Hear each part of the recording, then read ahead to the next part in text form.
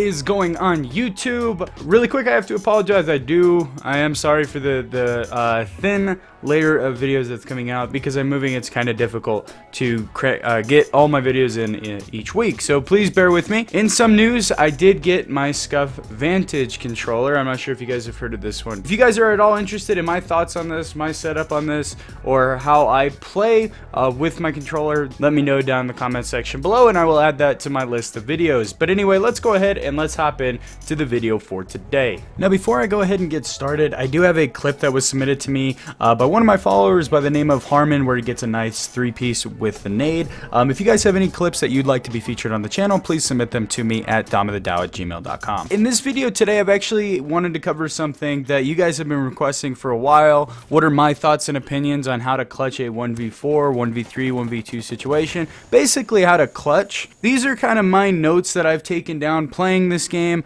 over the period of time that I've been playing it, what I've picked up on clutching 1v4, 1v3, 1v2 situations. I have some clips that I can show you guys as well in the background. Of course, I don't have a straight 1v4 clutch. I usually don't encounter those all too often, that situation where I am the last one alive and it's a 1v4, but I do have some ones that are pretty similar, and they show some of the things that I'm talking about. So anyway, when you are the last one alive, it would be incredibly beneficial if you are playing with a squad to tell them to shut the fuck up, or if you're in that squad, please just be quiet so that the other person can focus and listen for footsteps. Now, I say this and I'm kind of joking, but I'm kind of not. We've all been there where you're trying to listen for footsteps, you're trying to listen to maybe someone's interacting with a restock, maybe they're going for a revive, maybe they're pulling the pin on a grenade. You need to hear that shit. And if you can't, you are fucking your teammate over worse than the other team is. Now, what to do right out of the gate is don't fucking panic or run around, you know, stop and figure out what is going on if you have that option. Of course, if you're marked and it's a 1v4 situation, almost instantaneously, it was 3v4 and your other two guys just got dropped all at once because they stacked up on a mine or some shit. Of course, do what you need to do to get out of that situation. The most times I will encounter where I'm the last one alive, the other team doesn't know where I'm at. Now, a lot of people, when they are in that 1v4 clutch, they get that adrenaline rush and they get that psycho mentality, like, I'm just going to slay everybody on the team instantaneously. I'm going to run down the street and I can do whatever the fuck I want because I'm on adrenaline rush. But, you know, you do have to remember that there's 3 characters in this game now that have SR 635s, and they will melt you as soon as they see you if you're doing that, even if you're a tank and you're on adrenaline rush. If you go up against an SR, you're basically screwed. Make sure that during the entirety of the match you were paying attention to how and where your teammates died, just so you know where your enemies are at. Of course, it makes a difference if, you know, one of your guys was killed, let's say 50 meters in front of you. It makes a difference whether they were killed by a sniper rifle or an SMG, right? You know, it makes a difference if they were killed from a long distance away, if they were killed from a short distance away. Do you understand where the other team is at and how they're playing based on what map you're on and what weapon killed them? Now, if you're the last one alive, you know, I'm not saying that you should not get any revives. You definitely should. I kind of make it sound like you need to take out all the 4 other teammates, but without focusing on revives. But you really should be focusing on revives a lot. One reason when I'm the last one alive and there's a full squad on the other team, I will put revives sort of in the back of my mind at that point, because I have a mentality like the other team should know where those bodies are at. If they're playing it right, there'll be a mine there or a proxy, or they won't even leave those bodies alone. So it's just difficult to get revives, especially when you're going against a full squad. But as soon as you get your adrenaline rush, you know, adrenaline rush I don't think should be allowed in the game. I think it's cheap, it's stupid, but make sure you abuse the shit out of it. You can pick up your buddies a lot faster. It seems like you deal out more damage. I want to test that, but it feels like you do more damage. You can soak up bullets like a bullet sponge. So please use adrenaline rush, but of course adrenaline rush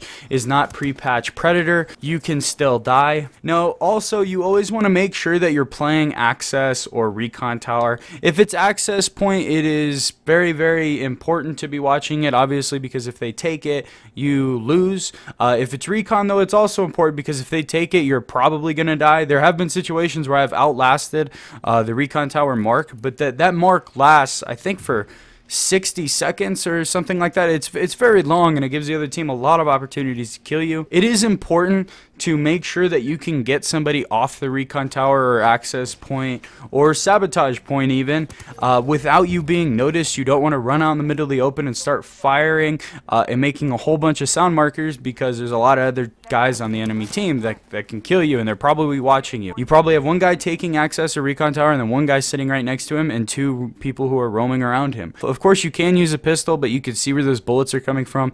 Preferably you're the last one alive and you're a toxic, just so that way you can gas the access point or recon tower. That'll buy you 30 seconds. That's probably the best way to go, but worst case scenario, start shooting. Make sure you're in a beneficial spot to actually hit that. I like to stay in a small area that I can patrol pretty much all of the entrances and exits really well. You know, an example of this would be on warehouse. I'll play in garage, if you guys know what I'm talking about. If it's on a bigger map like deforestation, you might play out in the woods somewhere. But also, don't be patrolling a building that the enemy team doesn't know you're in and you're making a whole bunch of noise and just alerting everybody. That would be fucking stupid. And also, don't forget, you know, once you take out 3 guys on that team, the last person on their team is going to have adrenaline rush. Don't think that after you just slayed the whole team and you just John Wicked everybody, now that gets down to that last guy and you can do the same thing. Anybody in this game with adrenaline rush can kill any other standard character. It's just a matter of fact. Even if they have quote-unquote the worst gun in the game, they can still melt people with it. Even on adrenaline rush, just because they are a bullet sponge. It levels the playing field so much. I really think they should take it out, but alright, so now I'm going to walk you guys through this clip that I had, and I'm going to go through my thought process as the clip plays out. Please let me know what you guys, or how you guys like this format for future videos. Please let me know what you guys think. Now, the first thing I'm going to notice right off the bat on this map is that there's 2 guys going left. We have Point Man and Scout, and then we have 2 guys going right, which is Ranger and Stalker. Now, that right flank scares me because Ranger and Stalker are both incredibly decent at long range, and the unaware marks mixed with the single shot MK14 on the Ranger is not something I really want to get on the end of. I really don't want to meet those guys at long ranges, so if they get pull off that flank, it's very dangerous. The first important thing that happens in this match is that the tank dies. He dies on a hard spot. He is unable to be revived, is how we could look at it. Now, the other team attempts to take 1 and 2 pretty much at the same time. I think they do a little bit of a psych out. They'll hop on 1 and then another guy will hop on 2 and kick him off. Of course, I'm not sure what prompted that decision. I go for the kill on Ranger. I stopped firing on him because I thought that I killed him. I felt that I killed him with the amount of bullets that I put into him. I end up killing him, and at this point I'm in the middle of the road and I'm caught in a crossroad. I could either go for the Stalker who's attempting to go for a restock, or I could try to pull back and hope the Point Man and Scout are not pushing my back, which is what I'm most afraid of at this point. So I choose to go after the Stalker. It makes the most sense to me. So I push the Stalker. Point Man and the Scout push in our spawn and they go up to our flank. My Ranger kills Point Man on their team and the Scout is with him. The Scout kills my Ranger, and I have what I will call the make my day moment. I approach him pretty much in the open and I'm testing him to make sure to see if he wants to push me. Here's my thought process here before I show you the end of this clip.